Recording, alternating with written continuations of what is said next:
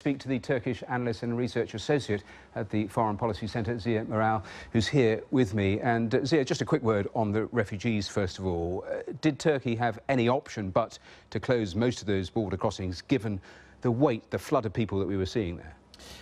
Turkey has not closed its borders to refugees, so even today there were reports of a couple of them being opened up to accept new refugees entering the country. Turkey has not followed a closed border. However, Turkey is also under quite a pressure for its own security concerns, as well as the international coalition on the Islamic militants that are fighting in Syria, to enforce a much more rigid border regime than perhaps it has been before. I'll come back to that point in a moment, but just overall, how critical do you think Turkey is in the fight against IS? And give us a sense of some of the competing pressures.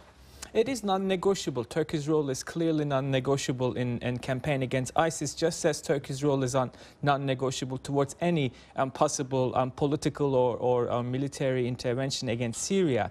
Turkey faces serious domestic challenges by having ISIS recruits emerging from the country, by having 900 square kilometer borders, but also, just as what we have seen last 2-3 days, facing the humanitarian burden of a potential military strike against ISIS would be pretty much Turkey's own accommodation of that. The country has spent some almost $4 billion in hosting up to almost 2 million Syrian refugees at the moment. So it is quite wary at the moment to get itself entangled more on Syria. You talk about the border. It is a very long border. I think we can show you some live pictures of that. And the former US ambassador to Turkey has been very critical about the Turkish authorities being robust enough in terms of the border, it being open, allowing foreigners to cross over, allowing support for al-Qaeda groups in Syria.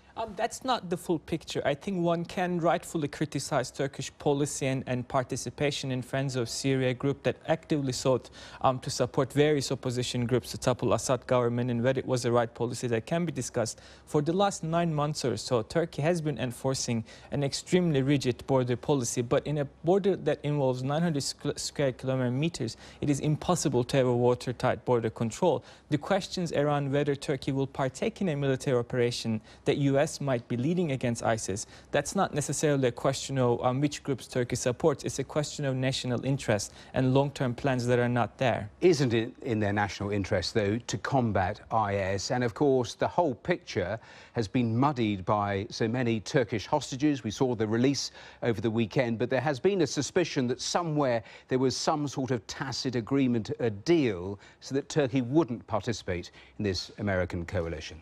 Perhaps or perhaps not. Let's not forget, Turkey has been facing a heightened terror threat from ISIS for a year now. That's why Turkish diplomats were able to be kidnapped from Mosul, even though Turks assume that ISIS would not there. ISIS has threatened a Turkish ceremonial site in Syria before too. So there is really no necessarily an affinity or a brotherhood between the two, ideologically or militarily at all. Very quickly, one sentence, we're almost out of time. And the Kurdish question, of course, makes it even more complicated, doesn't it? It does. Turkey is going through a precarious peace process with PKK, and I think this current crisis gives it a further momentum for both sides to seek a peace plan that might once for all actually end the armed conflict, so that Turkey could more actively help Syrian Kurds. All right, Ziya, thank you very much for that analysis. Thanks for your time.